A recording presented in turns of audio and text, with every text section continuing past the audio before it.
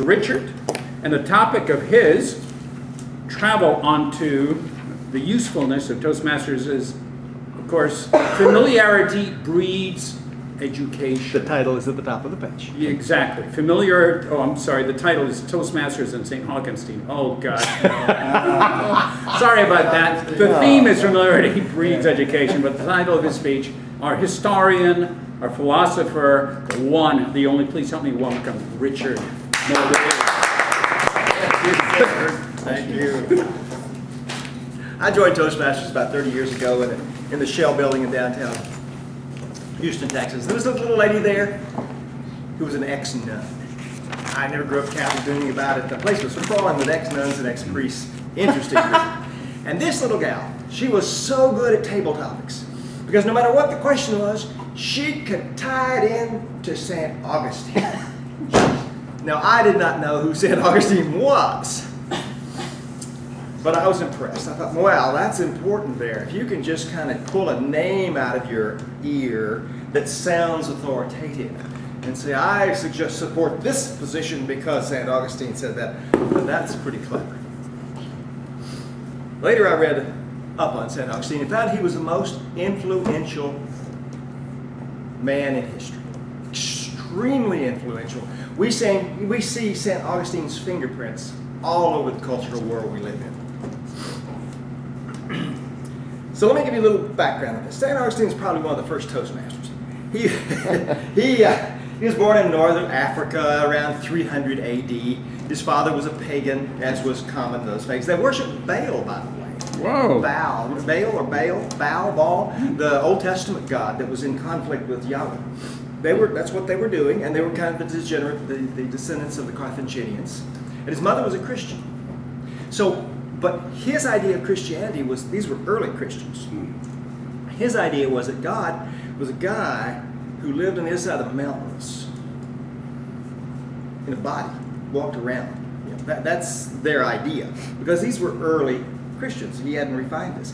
But what Augustine did was he invented Christianity.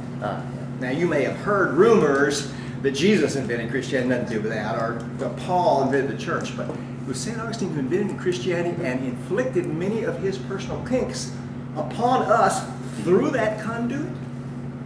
How about that? Okay. Yeah. All right. For example, okay. You little smart lads who went to school and went to Rome and studied speech and rhetoric and law and all that, and was very good on his feet about talking about things. And he became a Manichaean, who was the religion that was very popular at that time, had to do with black and white. Everything was either this or that. And then he became a Neoplatonist, which were the people who really thought about beauty and logic and purity really hard until they went into a trance about it. And then he was sitting in his garden. He was a very troubled person. And he had a psychological breakdown. Saw visions, passed out, and went crazy. He had a schizophrenic breakdown, as is common. And he got up and gave up the law and began to write Christian theology. And he invented it all. Now, when he was a young man, he had this thing about sex. He really liked it. And he had some wild times in bars and Corsica. And he looked back on that and said, this was a wrong thing to do. I should be thinking about God 24/7. And throughout his life, he couldn't stop thinking about other things than God. So he said, sex is a terrible thing. Stop, don't think about God. And that sexual shame, which was alien, it was new to the ancient world. The ancient world, they did not have that, I'm told. They did not connect shame with that.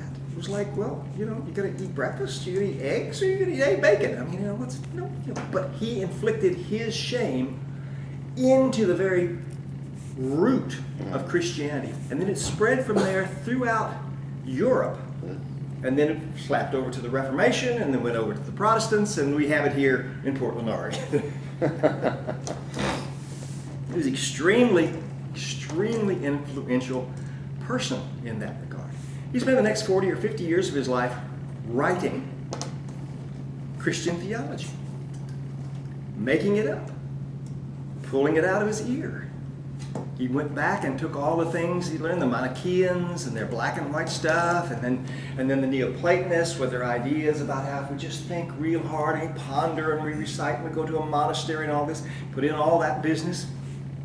Interesting about the Manichaeans, to show you how alien the world was from us, the Manichaeans had an idea about how the world was created. See, at the beginning, there was a legion of bad demons and a legion of good demons. Bad and good. And they got into a massive fight in which they ate each other. It was kind of a cannibalistic, cosmic struggle. Until there were only two demons left, a good demon and a bad demon. And they had sex and gave birth to the earth. Okay, see, we think of our culture as our ideas as, universal and normal, and but no. The world came from someplace very different from ours. It evolved from that. So he was a part of the Manichaean world for a while, and then he went to see the most famous holy Manichaean leader, and the guy didn't know anything about anything. So he wandered out of Manichaeanism and into Neoplatonism, and then started writing his own stuff. So it's really fascinating to me is if you read the Bible, if you read the New Testament, there is practically no theology in it at all. None. It's just not there. They hadn't invented it. St. Augustine invented it. And you turn on talk radio today and you hear all this blast of stuff coming at you about the hierarchy and Jesus Christ and the Trinity and this and that and the other. It's like there's a schematic diagram. It's always been there on the sky. Stuff was invented by St. Augustine of Hippo, one of the first Toastmasters. He was famous for his oratorical skill. He was a lawyer. He could speak on any issue at any time, and he could make stuff up off the top of his head. He could give a 7-minute speech on the history of Christianity at Toastmasters and mention a great saint. And so for Toastmasters, the point here is that when you go to Toastmasters, you become familiar with new ideas, and if you research them, you find out that it's an amazing world we come from. And we owe our understanding of the entire universe to Toastmasters. Mr. Toastmaster. Hey! Oh, all right. Shame on you. Let us take a minute now and write down some words for our learned speaker. We'll have some quiet on the floor as we're writing our notes. Schizophrenia, huh? That was a hot. Yeah.